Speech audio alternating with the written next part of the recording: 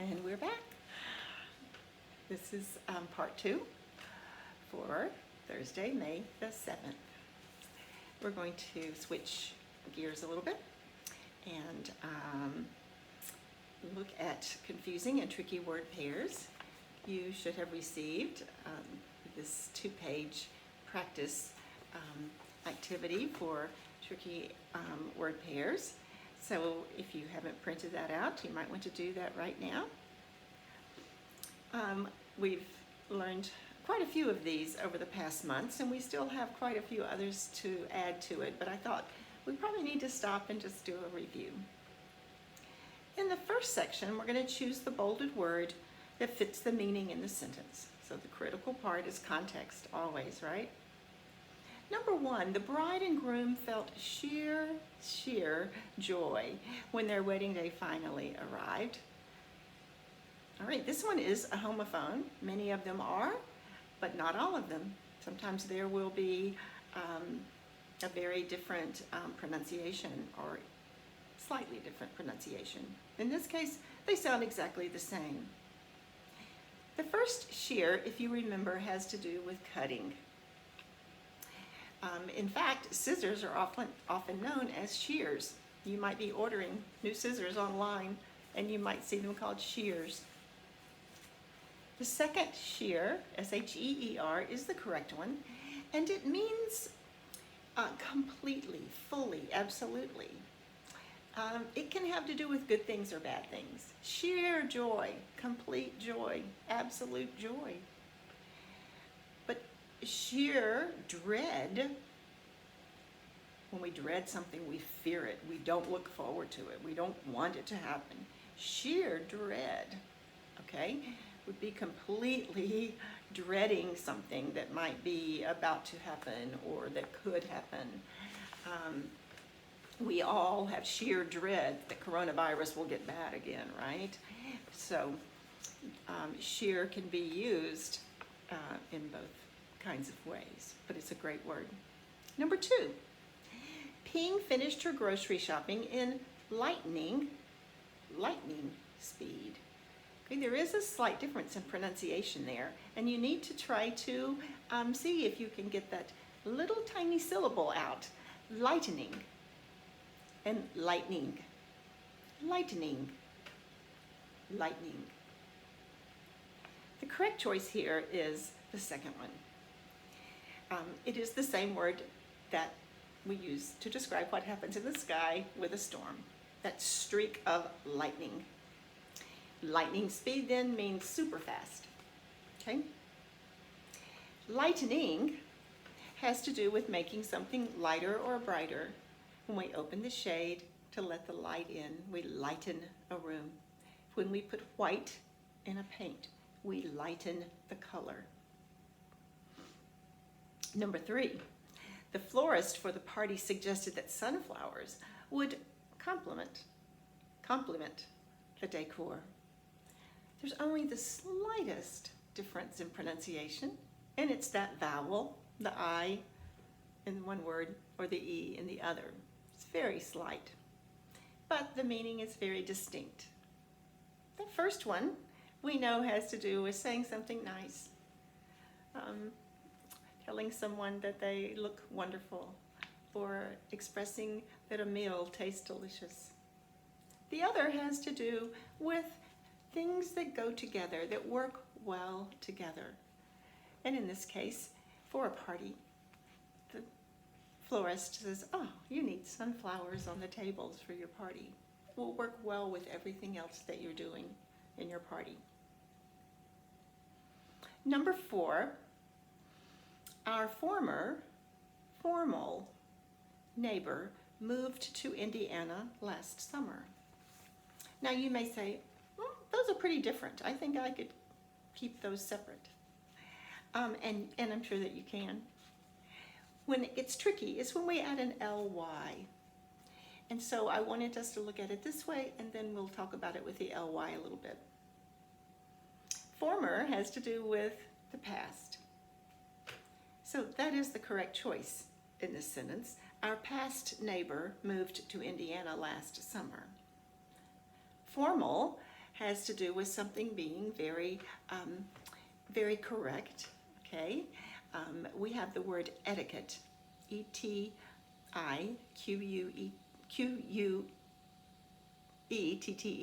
etiquette.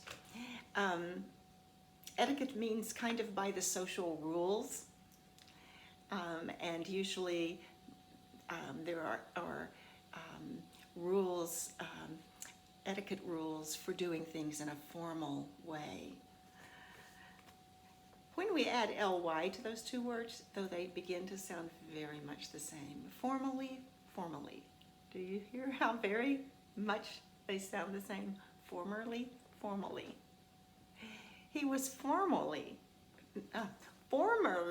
my neighbor. See, it's hard. He was formerly my neighbor.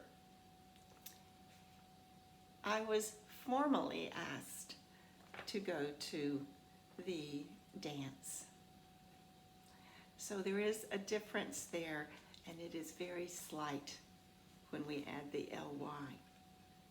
Number 5, Jasmine has a flair for painting portraits. A total homophone. The first flair, do you think that's it? Or do you think the second? The first flair has to do with something that has a flame. All right, a candle has a flare once it is lit. Flair means kind of that special touch, special talent or ability, or a special look. In this case, Jasmine has a special talent for painting portraits. Number 6, following the hike, everyone was ready for a hearty meal. This one goes way back. It's been a while. Again, the correct choice is going to be the second one. Hearty, in this case, means a kind of meal that is warm and comforting, fills us up. A hearty hug would be a hug that is warm and secure, makes us feel good. Hardy, on the other hand, has to do with strong and reliable. For instance, an athlete, is a hardy. He is a hardy athlete. He is always giving his best. He's strong. We can rely on him to complete the race or score the points or whatever it might be. A hardy piece of furniture, that sounds kind of odd, but a hardy piece of furniture would be one that maybe has lasted many years. This cabinet has been in my family for 50 years. It is a hardy piece of furniture. Very little difference in the way those two sound, but a big difference in meaning. The next one, easy enough. A sincere compliment with an I can surely brighten one's day. Number 8, Dad remarked that it had been so good to have the family all together at Christmas. Notice that we do say those with just the slightest bit of a difference in the intonation. We hear that space just a little bit. If you recall, all together with a space in between has to do with a gathering. Usually we would refer to people, but it could be other things. Set the plates all together in a stack. All having to do with everything, all together.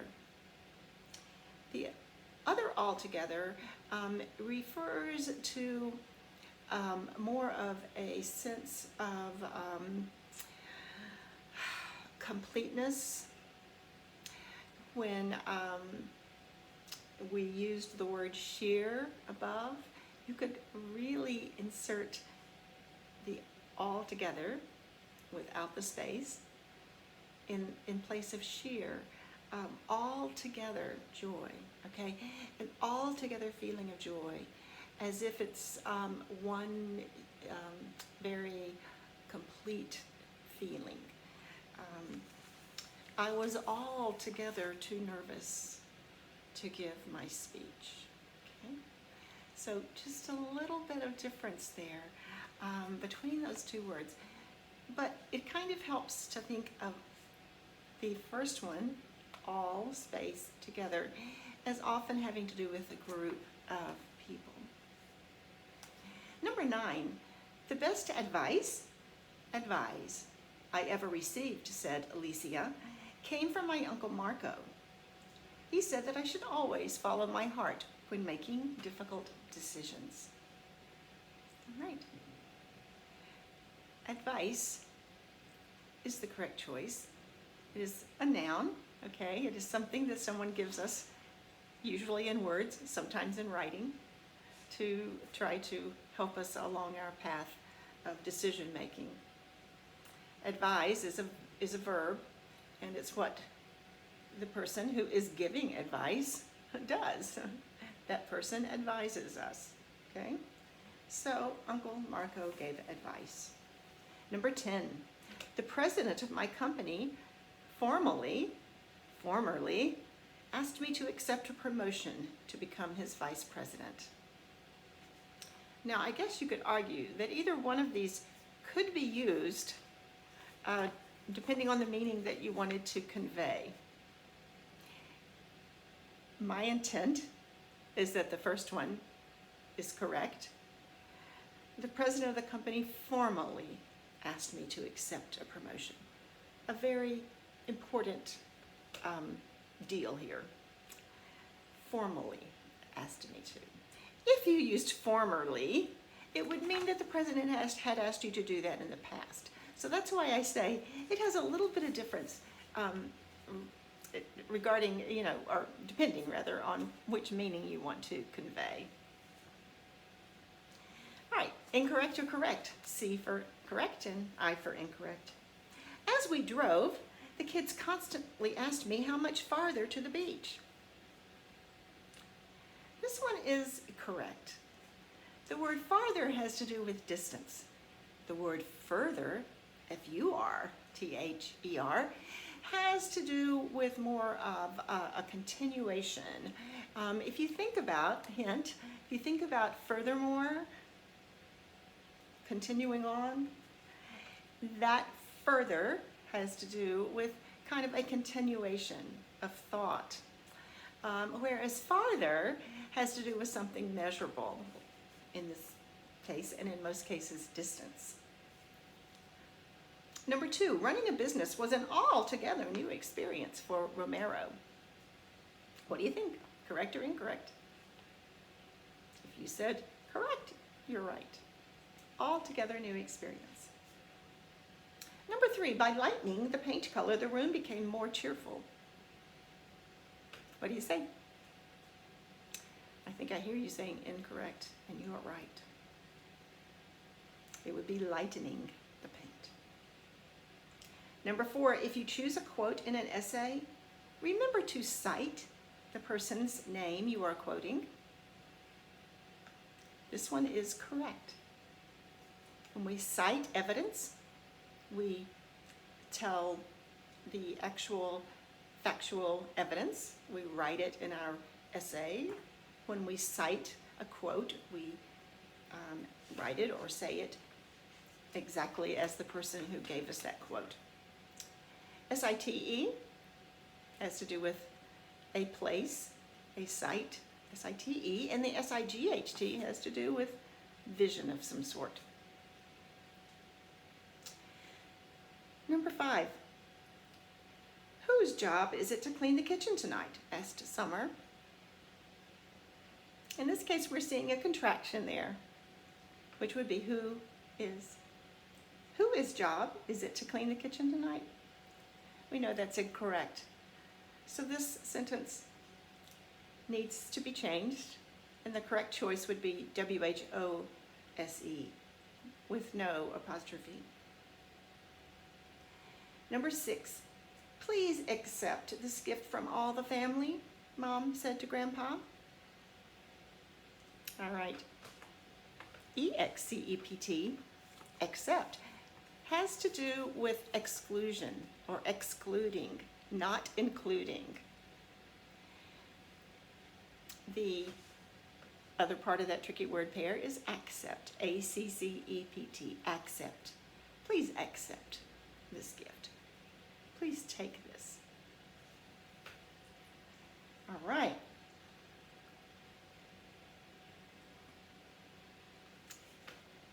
Number 7. Before Kim drove away, Dad reminded her not to loose her new phone at the ballpark. Maybe you could tell by the way I pronounced that word that it was the wrong word. Loose. Loose has to do with something not being tight, right? Could be our clothing. Could be a string, a tie that's loose. It could be the lock on the gate is loose. All right? It's often confused with lose. Not so much in speech, but in writing. So that's why I included it here. When we are writing, we need to be sure that we don't use loose instead of lose. L-O-S-E. It's just one letter different, but many people will, particularly in writing, make that mistake. Not so much in speaking. So before Kim drove away, Dad reminded her not to lose, L-O-S-E, her new phone at the ballpark. Number 8, we all felt sad when our favorite coworker resigned to accept a new job. Resign and resign, R-E-S-I-G-N, are homophones. In this case, the word is correct. We resign a job. We also resign ourselves to certain situations. I'm resigned to social distancing for the next months, okay? I've resigned myself to that. Resign, when there is a hyphen or a dash, R-E-S-I-G-N, has to do, actually, excuse me, with signing something again. So, resign, okay? A document. Do it again. Number 9, Lou will shear the herd of sheep as soon as the weather warms up. Correct. Number 10, amazingly, Ari fought off the attack with his bare hands. And yes, this is the correct use of this word bare. It means with nothing covering, okay? A tree becomes bare in the fall when the leaves fall off of it. B-A-R-E. The animal is B-E-A-R. And also, B-E-A-R is also used to mean carry. It often is referred to an amount or a load that we might carry. Bearing a heavy load. It could be a physical load, but it could also be an emotional load. He bears a great problem. B-E-A-R-S. Okay? So the B-E-A-R type of bear has two meanings. This bear, B-A-R-E, is referring to empty, not covered. All right? So two kinds of bear. I have to pause here and restart for the next and the last 20 minutes.